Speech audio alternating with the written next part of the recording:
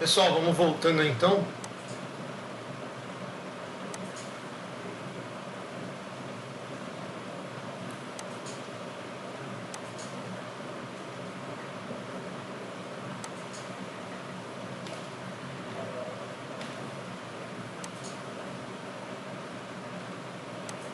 Bom, todos estão vendo a minha tela aí, eu acho, né?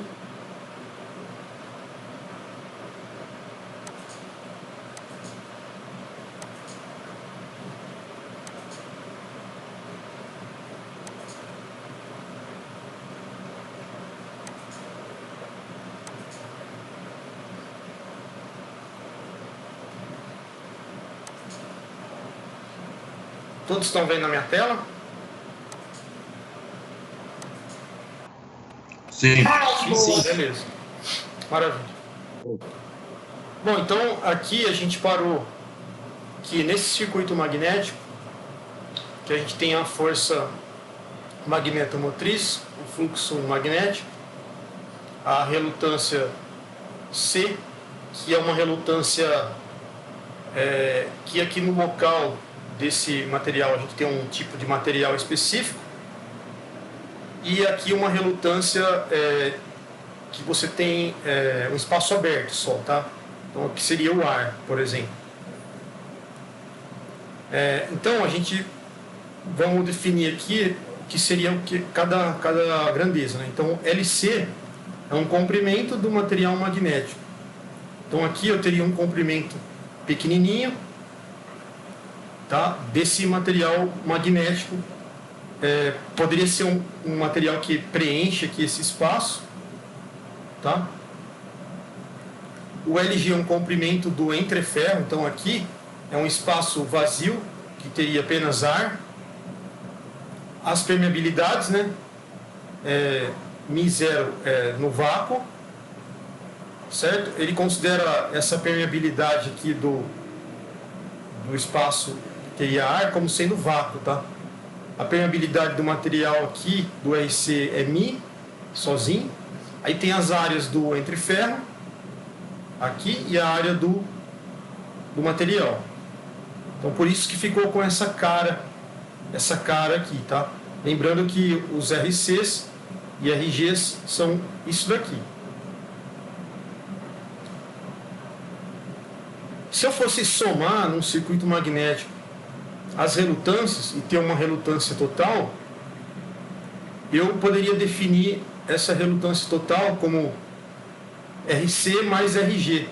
Da mesma forma que a gente soma em circuitos elétricos, né, resistências, a gente poderia estar somando essas duas relutâncias aqui, certo? E aí eu teria uma relutância total. E aí, se eu considerar o fluxo que passa nesse caminho, né, e a resistência, a relutância total, no lugar aqui, então, na equação, eu teria o fluxo é igual a força magnetomotriz dividido pela relutância total. Então, tenho mais duas equações aqui para usar, certo? Tem um outro termo que a gente pode usar, que é chamado de permeância, que é a permeância P, tá? O que é a permeância? Ela vai ser o inverso da relutância. Então, se a minha relutância for total, então o inverso da relutância total é a permeância total. Beleza? Então, nessa parte aqui, a gente viu como que é um circuito magnético, tá? Comparamos aí com o circuito elétrico, para entender mais facilmente os termos, né? E aí chegamos nas equações que a gente pode usar para resolver circuitos magnéticos. Simples, né? Circuitos simples, tá? Agora a gente vai falar um pouco sobre materiais magnéticos, tá? Bom, quando a gente fala de materiais magnéticos, a gente precisa classificar esses materiais, certo? Então, a gente pode dividir aí numa classificação bem de nomes parecidos, né? Que são 3 tipos, tá? Então a gente tem materiais ferromagnéticos, materiais diamagnéticos e materiais paramagnéticos. No caso dos diamagnéticos, tá? Então, quando o material em contato com um campo magnético externo, tá? Então o material ele entra com o campo magnético externo, ele vai criar no seu interior, tá? Ou ele vai criar no seu interior um campo magnético resultante em sentido oposto, tá? Ah, mas e aí se eu tiro o material próximo desse campo externo, eu saio dele, tá? Ele desaparece. Então, por exemplo, aqui, ó, eu tinha um material com um campo magnético, estava zerado, certo? Isso aqui para o dia magnético, hein? Aí eu coloco próximo de um campo lá magnético, o que ele cria? Ele cria um campo dentro dele oposto ao campo que existia externamente. Então, ó, o campo externo lá indo para a direita. Só que o campo que criou dentro das partículas aí do material, que é esse conjunto de bolinhas aqui formando um quadradinho, né? Cria um campo magnético inverso, né, ao externo. Só que aí se você tira ele daquele campo, ele volta a ser zero de novo. Ele não tem mais campo magnético dentro dele. Aí você pode perguntar, mas que tipo de material que se comporta assim? Né? O mercúrio, por exemplo, ou o próprio ouro, né? E a própria prata.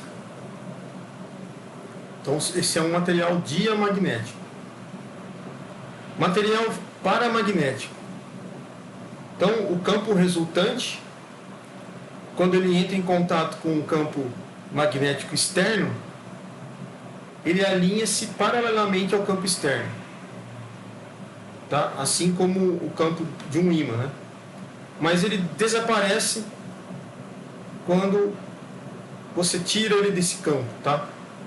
Então ele tinha aqui sentido ele tinha um certo campo dentro dele, material, por exemplo, tá? Mas era um campo fraco. Aí você joga ele para um campo magnético, ele se alinha, tá? Com o mesmo campo do campo externo. O campo do material, dentro das partículas aí do material, estão alinhados com o campo externo. Então, o material paramagnético. Beleza. Ah, mas que materiais que acontecem? Ah, é o alumínio, é o sódio e é o magnésio. Ok? Então, esses são os paramagnéticos. Ah, e os ferromagnéticos? Nos ferros magnéticos a gente tem a chamada memória magnética. Tá? Então, a gente tem os momentos angulares, eles vão se alinhar paralelamente ao campo externo, só que vão permanecer assim após o ímã ser removido. Então tá aqui, ó. Eu tinha o campo, né? Aí eu coloquei ele num determinado campo, eu tinha o material, coloquei ele num campo magnético, mas aí depois de um tempo que eu tirei ele do campo, olha lá, ele ficou todos eles alinhados ainda, ó, tá vendo? Então ele permanece. Sabe quando você coloca, por exemplo, um parafusinho, por exemplo, perto de um ímã, deixa um tempo lá e você tira. Aí quando você pega aquele parafusinho e coloca perto de outro, ele atrai um ou outro, né? Quer dizer que ele é um material ferromagnético, ele mantém ainda o material imantado após um tempo.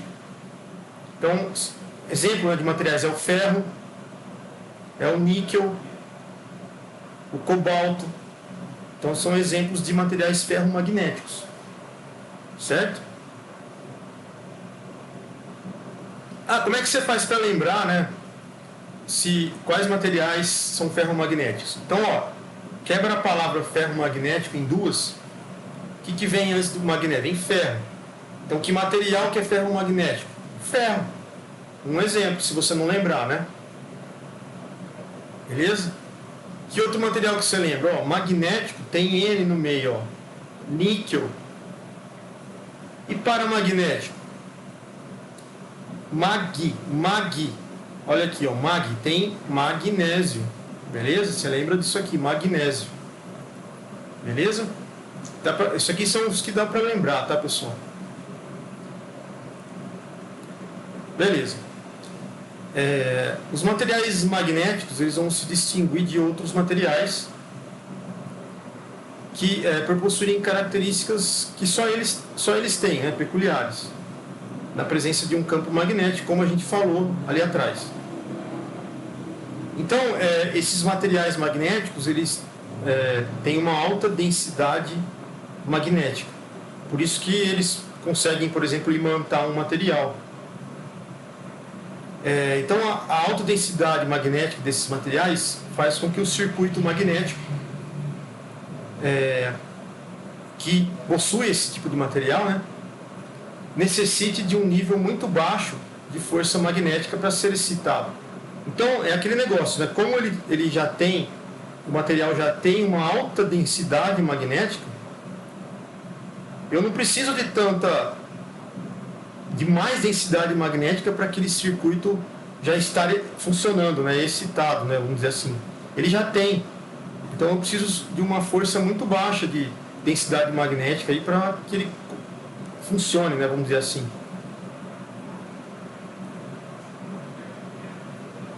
E aí, ó, um material, por exemplo, como essa barrinha aqui, essa chapa azul.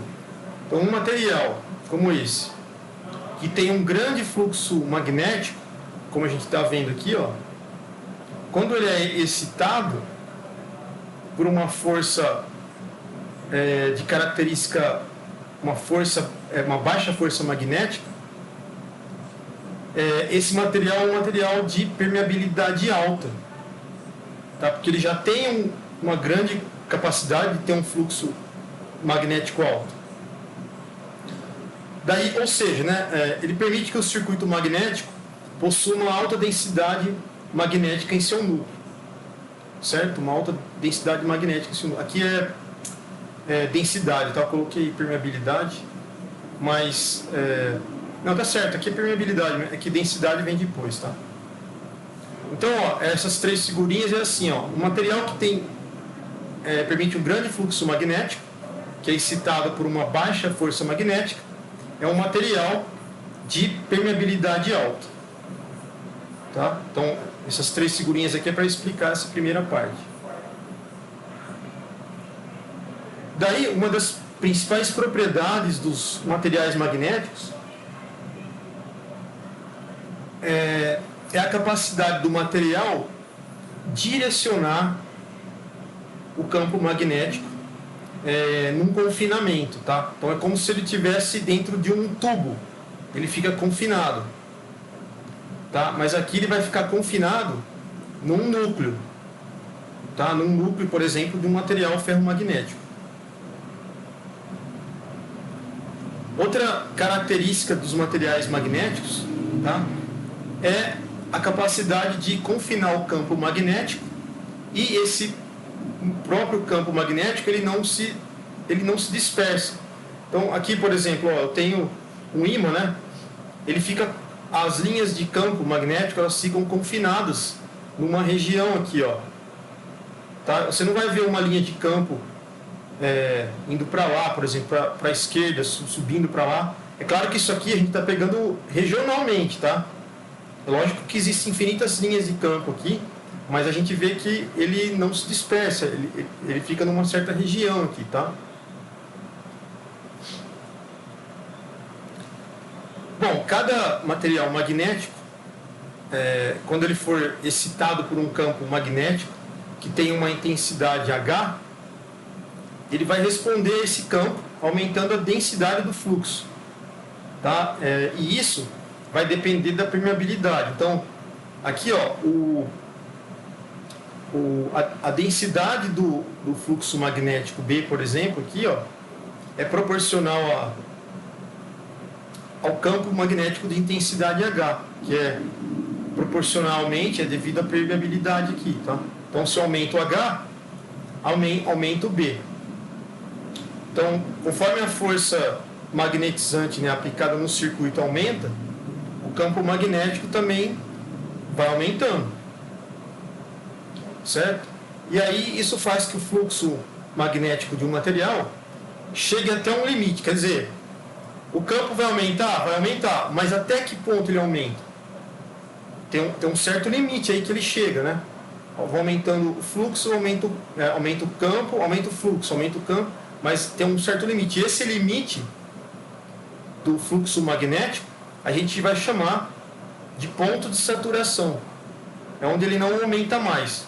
É como se eu tivesse imantando um material, colocando um campo magnético ali, e ele recebe esse campo, mas tem um limite para ele, tá? Ele chega num ponto que ele não aguenta mais. Então, é como se tivesse um tubo que eu vou querer que passe água nele. Ele aguenta um certo tanto de água. A partir de um certo valor, ele não consegue mais suportar a quantidade de fluido que passa ali e acaba arrebentando. E aí a gente vê que cada material tem a sua curva de magnetização, que é o quanto que ele aguenta de limite para um fluxo ou um campo magnético. Então, por exemplo, aqui, ó, eu tenho, por exemplo, o aço carbono, que é o número 1, ó. Então, a intensidade do campo dele, H, começa aqui, ó, em 1 em alguma coisa, tá, ó. Ele vai subindo, ele vai se magnetizando. Só que ele chega num ponto ali, ó, que ele não aguenta mais. Então ele para de magnetizar e ele fica praticamente constante, tá vendo? Ele vai subindo, mas bem menos, né? Aqui ele magnetizou muito. Depois ele vai diminuindo. E você vê que grande parte dos materiais, eles têm esse comportamento. Eles começam a magnetizar muito no início, depois eles ficam constantes. Tá vendo, ó? Só que, por exemplo, se eu pegar do 1 para o aço carbono, tá, para o 9, que é a magnetita, a diferença de curva, né, tem um valor muito grande aqui, ó, tá, de potencial de magnetização, né, de 1 para o 9. Né. Bom, a gente já fez aquele exemplo que compara um material elétrico, um circuito elétrico com um circuito magnético, né? Então, fazendo uma analogia aí com o circuito elétrico, então a tensão é I vezes R. Se a gente aumenta a tensão, a corrente aumenta. O campo magnético ele pode ser considerado com a nossa tensão, tá? E a permeabilidade, nossa, vai ser a corrente, certo? Aí chega um momento, né, que a tensão ela é muito alta, tá? E aí ela atinge um limite e queima o resistor, tá? Então, mesma coisa, tem um limite pro campo magnético, tá? O fluxo de campo magnético aí tem um limite.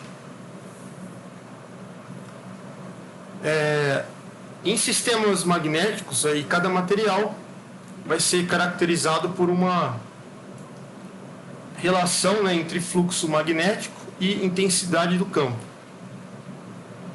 A curva que descreve um material magnético é chamada de curva BH, ou curva de magnetização.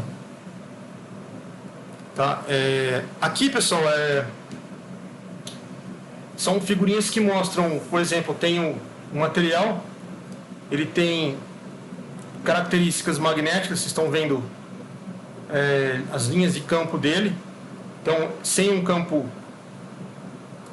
externo aqui aplicado, então ele mantém as linhas de campo dele. Aí, com um campo baixo, praticamente ele começa parte do material começa a ter uma mudança no campo dele. Com o campo elevado, todas as características do campo que ele tinha propriamente dito, né, acabam seguindo aquele padrão do campo intenso, externo, por exemplo.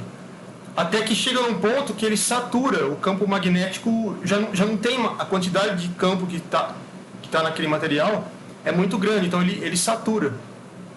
Tá? É isso que acontece nessas curvas de magnetização, ele tem um ponto de saturação.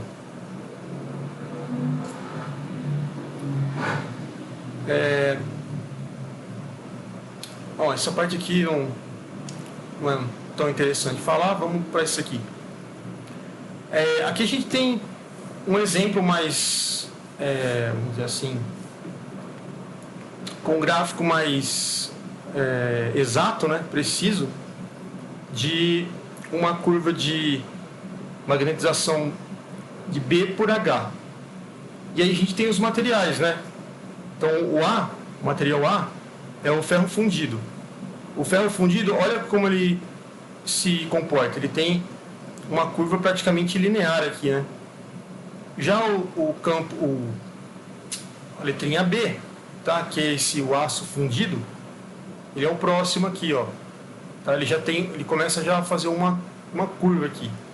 Para o aço silício, ele já tem esse comportamento, ó.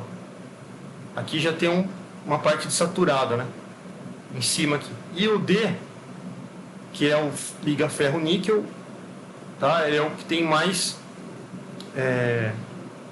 valor, do campo B aqui é o que tem mais valor, e é o que satura, vamos dizer assim, mais rápido, né? Ele tem essa curva aqui, ó, em cima, né?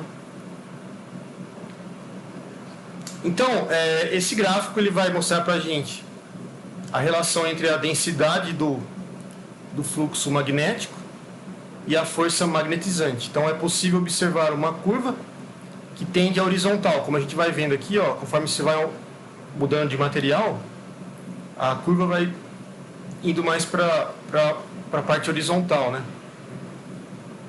E vai chegando à saturação do material, certo? Mesmo aí quando a densidade do fluxo do material vai para zero, certo? Aqui, ó, o fluxo ainda não é nulo, pois ainda tem uma orientação natural do material. É como se essa figura aqui, ó, o material ele já tinha inicialmente uma orientação de campo magnético nele. É uma coisa dele mesmo, do próprio material. Então, quando você tem aqui uma diminuição do valor do B e do H aqui, como o material ainda tem essa orientação magnética, então ele não vai para zero. Por isso que você não vê as curvas indo a zero aqui, ó.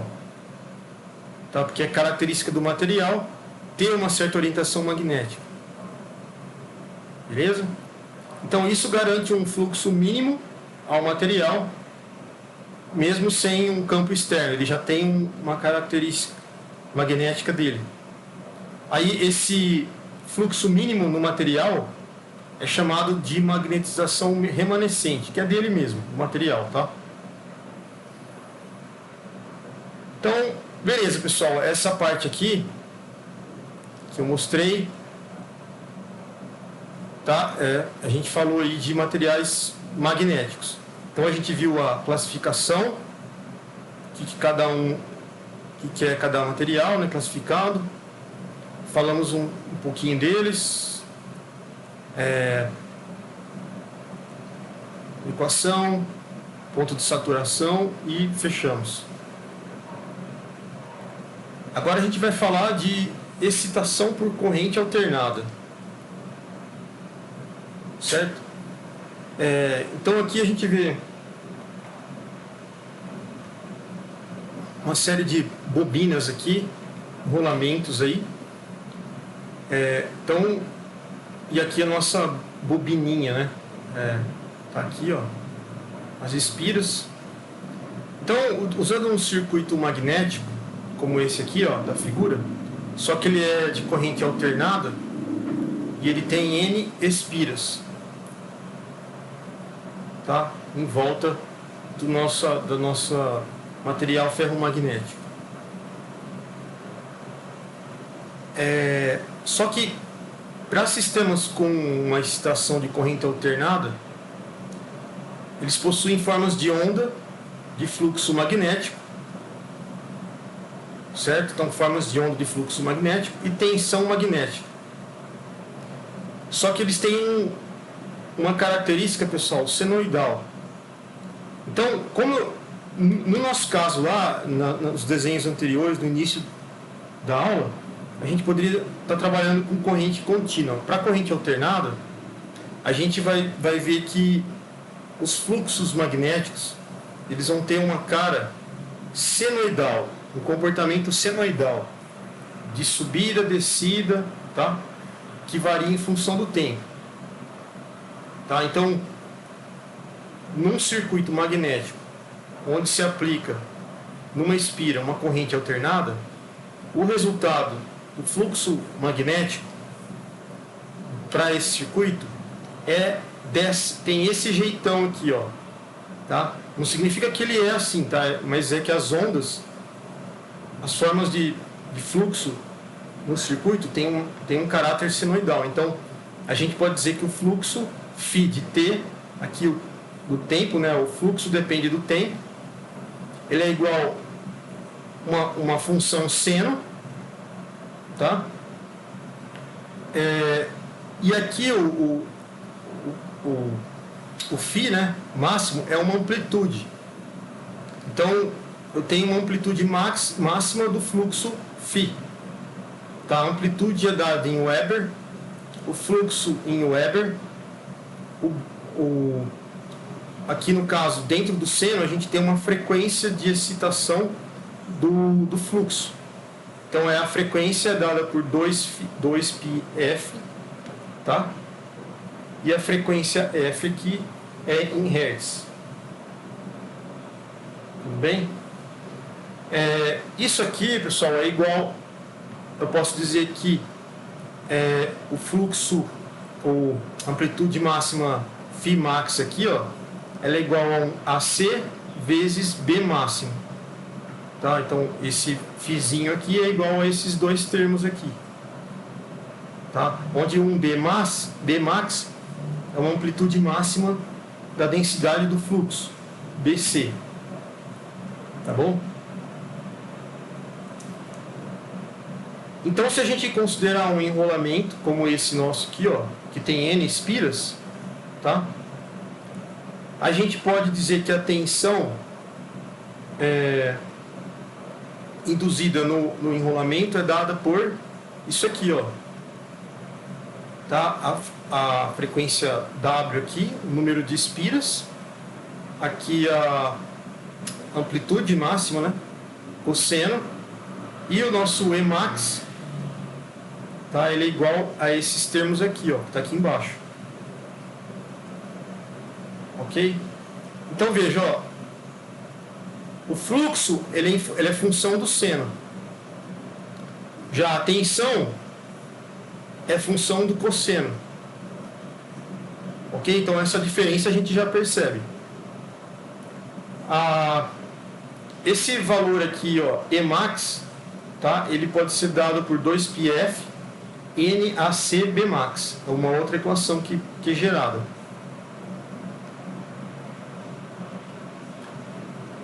Então, no nosso sistema, que é um sistema que utiliza uma corrente alternada, como a gente viu,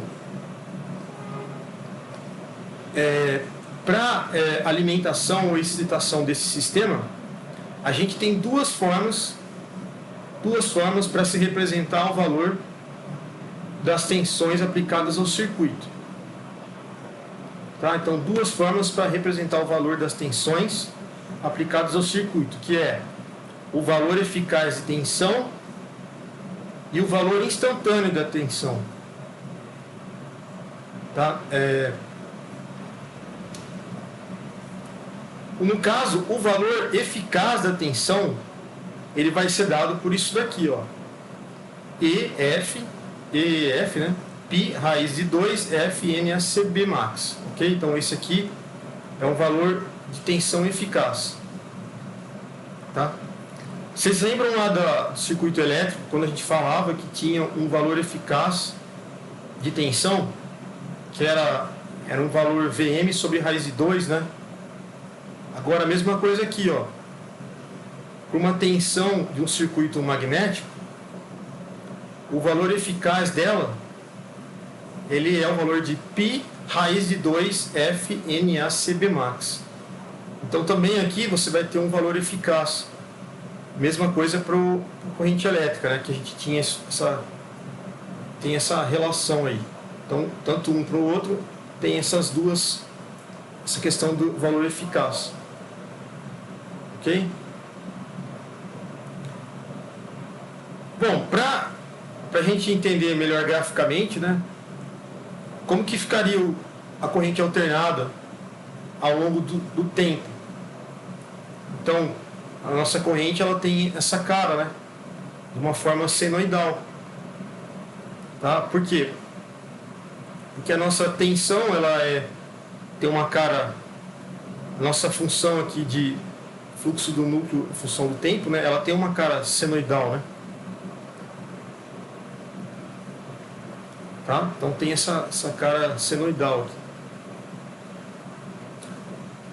Bom, alguns materiais magnéticos, né, têm suas características magnéticas não alteradas ao longo do tempo. Então ele fica fixo ali conforme o tempo passa. Nesse caso, com essa característica, ele tem um nome específico, que é chamado de ímã permanente. Tá? Ele passa-se o tempo e o material magnético não perde a sua característica. Então é ímã permanente.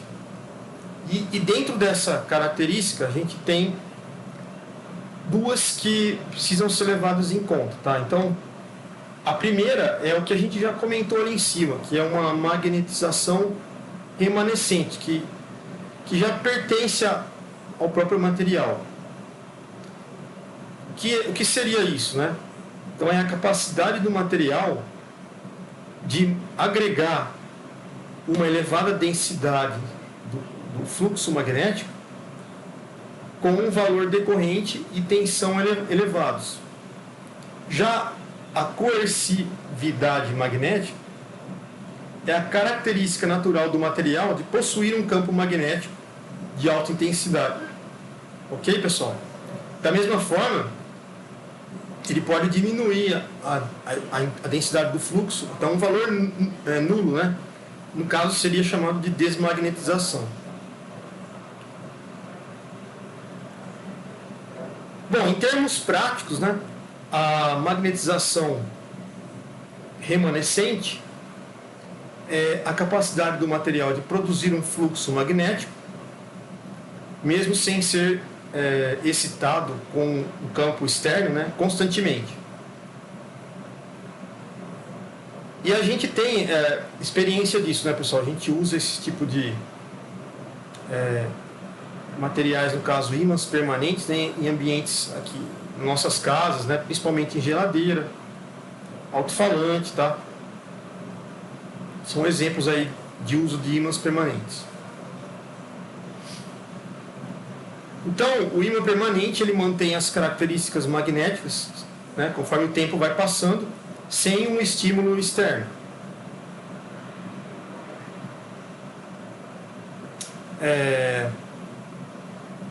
E a gente pode utilizar um ímã permanente, por exemplo, para excitação de um circuito magnético como esse.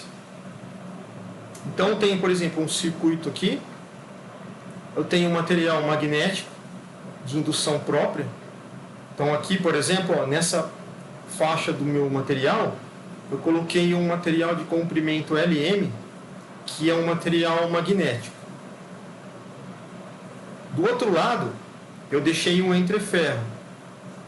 Ele tem um comprimento de tamanho G, certo? Ele tem uma arinha AG, permeabilidade μ0, tá? E a permeabilidade do nosso material externo aqui, ó, desse material, é μ, tá bom? Só que o μ, para a gente aqui, ele tende a ser muito alto. Por isso que está esse infinito aqui, ele é muito alto. em relação à permeabilidade do ar, por exemplo, ele é muito elevado.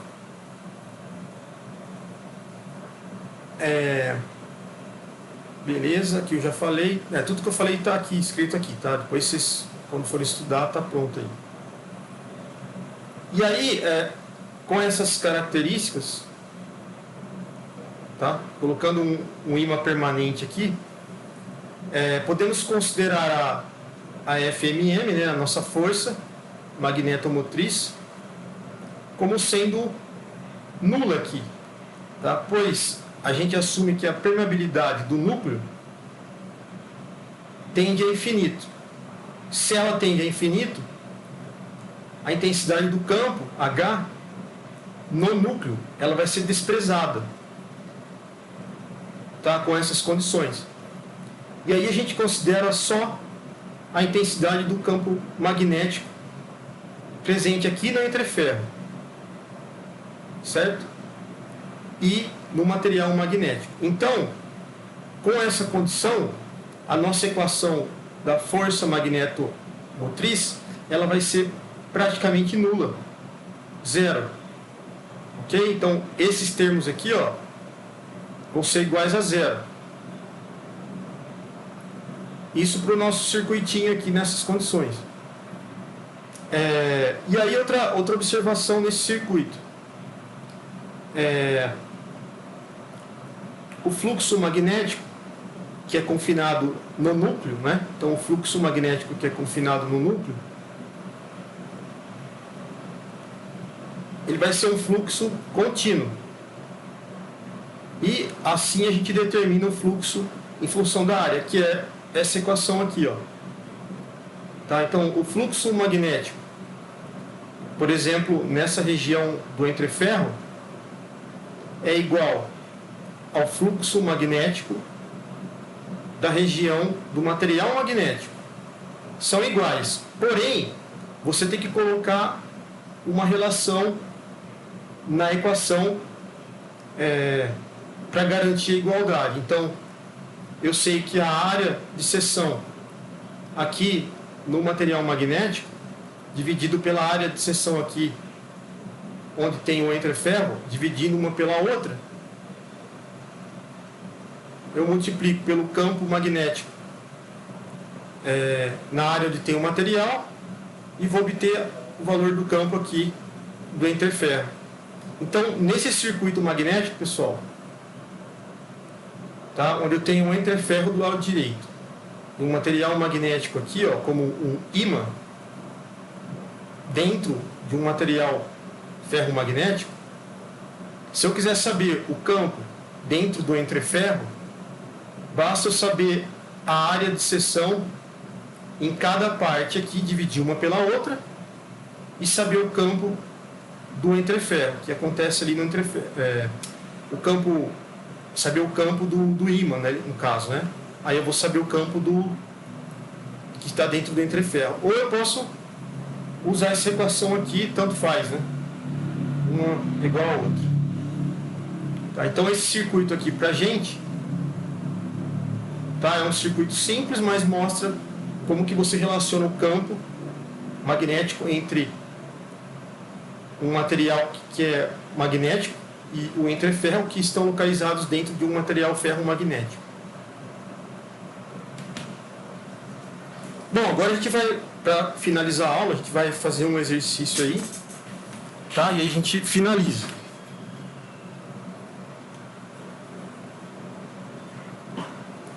Então,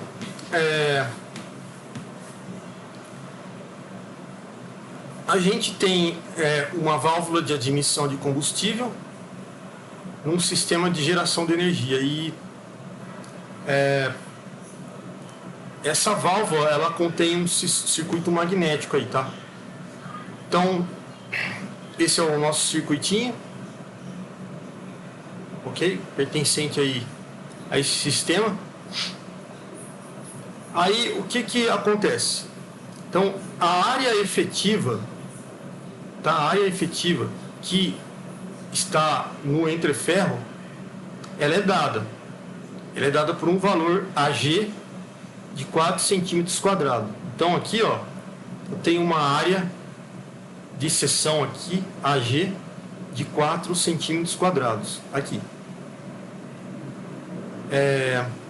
A tarefa, no caso nossa aqui, é fazer o seguinte: como a gente é um engenheiro, faz parte da parte de compras, né, da empresa, a gente vai solicitar uma cotação para esse sistema aí, tá?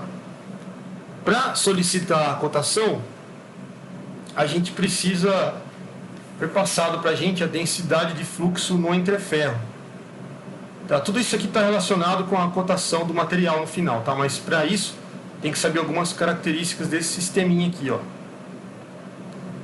Para isso a gente sabe que o campo gerado no entreferro do material aqui, ó, ele é BG igual a 1,6 Tesla. Aí ele pergunta: qual que deve ser a área mínima do ímã dentro desse circuito aqui, ó? Qual que deve ser essa área?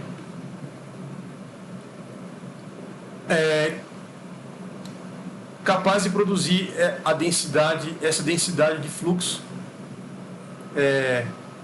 por exemplo, de 2 Tesla.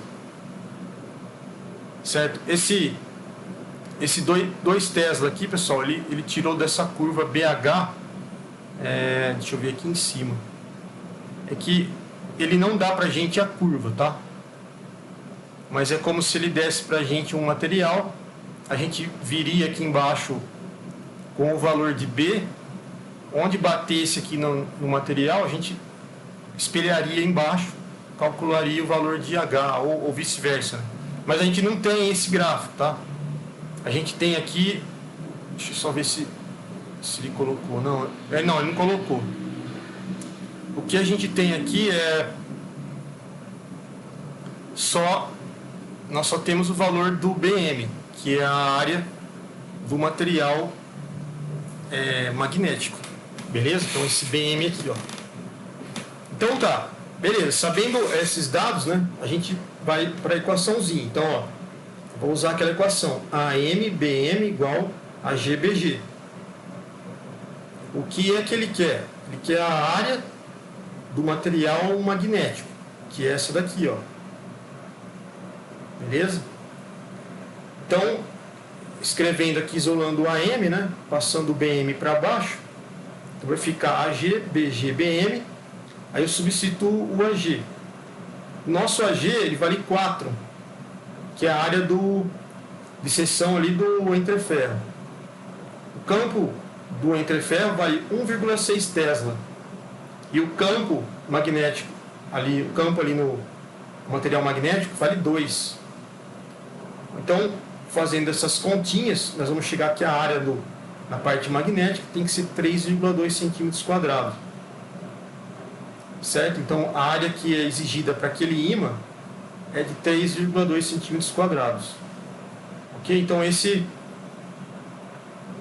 é o nosso exemplo aí pode ser utilizado aí, tá? Para esse circuitinho aqui, ó. Ok? Bom, então, deixa eu ver se tem mais coisa aqui. Tem mais uma. Aqui, pessoal, algumas coisas que eu tirei de uns livros aí, tá? Uns livros bons que vocês podem estar utilizando para essa primeira parte aqui, tá? Que seria o livro do Fitzgerald, Máquinas Elétricas, certo? Introdução à Eletrônica de Potência. Outro Toro, Fundamentos de Máquinas Elétricas e Máquinas Elétricas de Acionamento, tá? Bom, vou dar mais, tem mais 10 minutinhos, dá para fazer mais um pouquinho só, a gente já acaba, tá? Então essa primeira parte aqui, ó, a gente finalizou, e agora a gente vai ver um pouco não tem muito tempo aí, tá? Mas dá para falar um pouquinho, que é componentes discretos usados em eletricidade. Aqui, pessoal, componente discreto pra gente, quem que vão ser, tá?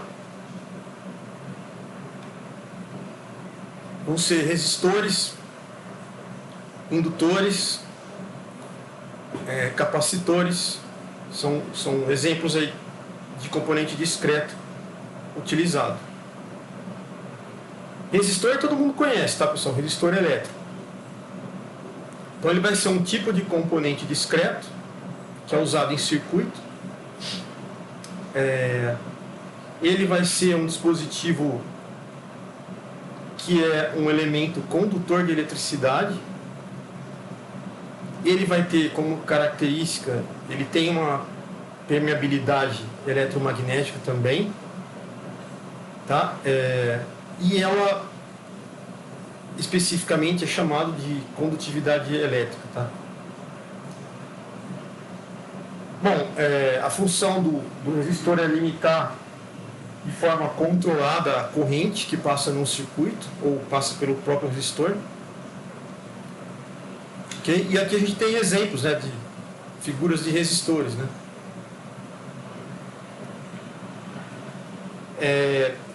Quando a gente vê resistores como esse aqui, pessoal, ó, o que ele é composto, tá?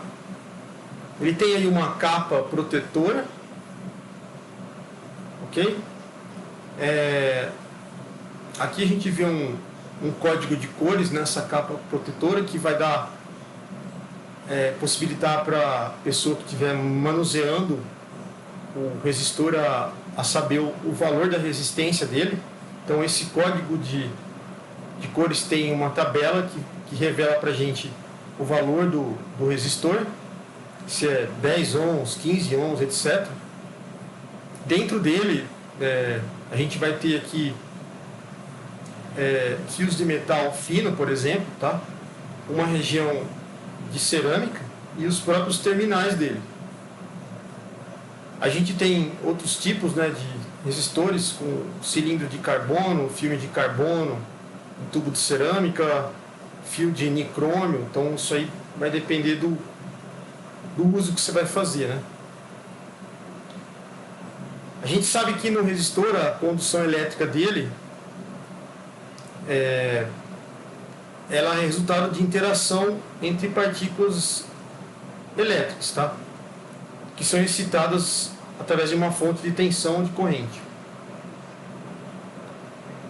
E como a gente viu nessa figura aqui, ó, cada tipo de material condutor, como foi citado, tem uma estrutura especial, ok, na sua composição. E aí cada tipo específico, conforme a gente viu aqui, tem propriedades diferentes. A condutividade elétrica de um resistor, por exemplo, a gente pode ter ela aqui, ó, tá? Deixa eu mostrar aqui. Então a nossa, deixa eu ver se é isso aqui mesmo, se eu fiz certinho. Isso. Aqui, ó, a resistividade de um resistor, pessoal, ela tem o seguinte valor: ela vai ser proporcional à resistência vezes a área. Então eu tenho aqui um fio, ó, por ele passa uma corrente e eu tenho um comprimento do fio. Nesse fio tem uma certa tensão e aí tem uma certa resistividade do material que é utilizado, por exemplo, do resistor, por exemplo. Tá? Tem um fio aqui e o resistor, né? E aí a resistividade é proporcional à resistência vezes a área e inversamente à corrente. Certo? A gente sabe que a condutividade de um resistor, por exemplo, é inversamente proporcional à resistividade. Ok? E aí a resistividade de cada material, a gente pode ter uma tabelinha como essa. Tá? Então a resistividade da prata é 1,6 vezes 10 a menos 8. A resistividade da borracha, ela é muito maior, né? Você vê a diferença, né? Do vidro, certo? E aí vai caindo. Tá? Quanto mais condutor é um material, né? Ó, menor é a resistividade. Quanto menos condutor maior é a resistividade. Isso que a gente vê aqui, ó. Certo?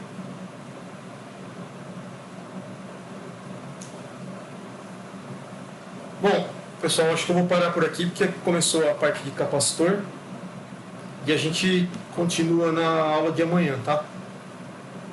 Então a gente finaliza aqui hoje. Pessoal, alguém tem alguma dúvida?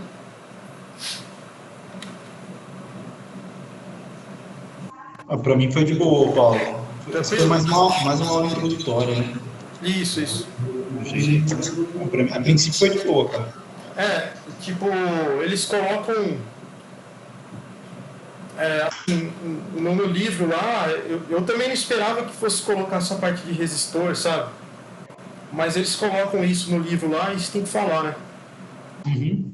Mas na unidade 1 começa falando mais de dispositivo eletromecânico. Aí na seção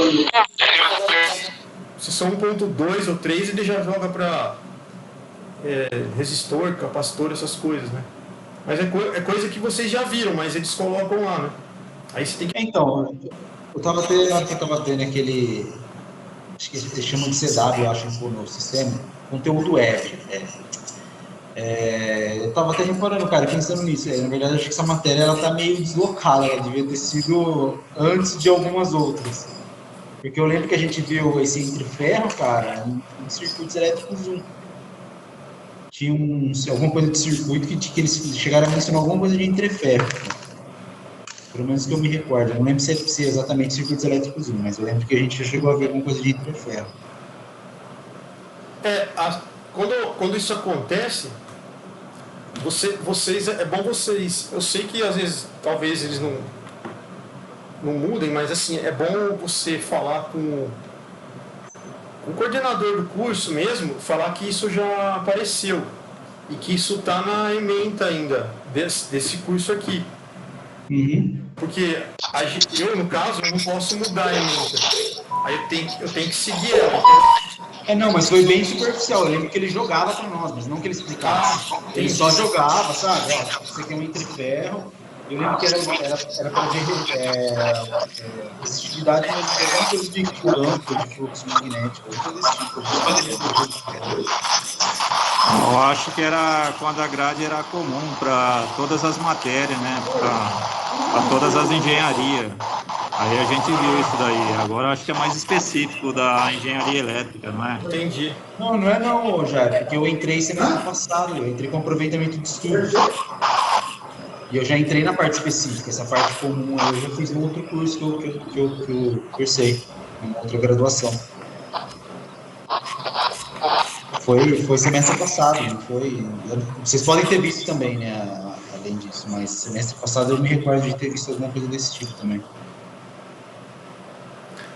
Mas assim, é bom, de todo caso, se vocês perceberem que está repetindo algumas coisas, vocês podem falar para o coordenador que repetiu de outras matérias que vocês fizeram lá na frente e deixar avisado, porque aí vai ter que mudar a ementa na próxima turma que pegar, entendeu? Uhum. Não, mas isso não fique repetindo, né? Mas beleza, cara, tranquilo. Tá? E, bom, é isso aí. Amanhã a gente continua, tá? Amanhã tem outra aula de novo? O horário que ele me passou era hoje e amanhã. Mas se ele não passou ainda, ele vai passar para vocês. Tá, bom, não sei, cara, tem que esperar para ver, né? Acho que você não vai ter informação. Eu ia falar, será que eles não vão rushar, eles não vão acelerar essa matéria para você acabar passando as duas matérias que estão em aberto no mesmo período? Então, não falaram. Ele falou só que nesse mês eu ia dar essa matéria aqui. Mas... Apesar de que, cara, eu tava dando uma olhadinha aqui, eu acho que ela tem umas aulas, umas videoaulas, cara. Deixa eu dar uma confirmada. Mas legal, não, beleza, eu me programo então amanhã e a gente assiste essa aula também. Aí amanhã ele vai passar para vocês o código aí, o link, né? Mas assim, amanhã ele falou que para dar outra aula também. Tem umas aulas lá, cara, da outra disciplina. Deve ser uns vídeos gravados já, sabe? Tem uns arquivos. Acho que é gravado, viu? Porque ele já falou para eu dar essa matéria amanhã também. Não, tem 8 para a primeira parte, por exemplo, que seria a primeira aula, tem 8 arquivos, né? Ele deve ter segmentado a aula em 8 partes.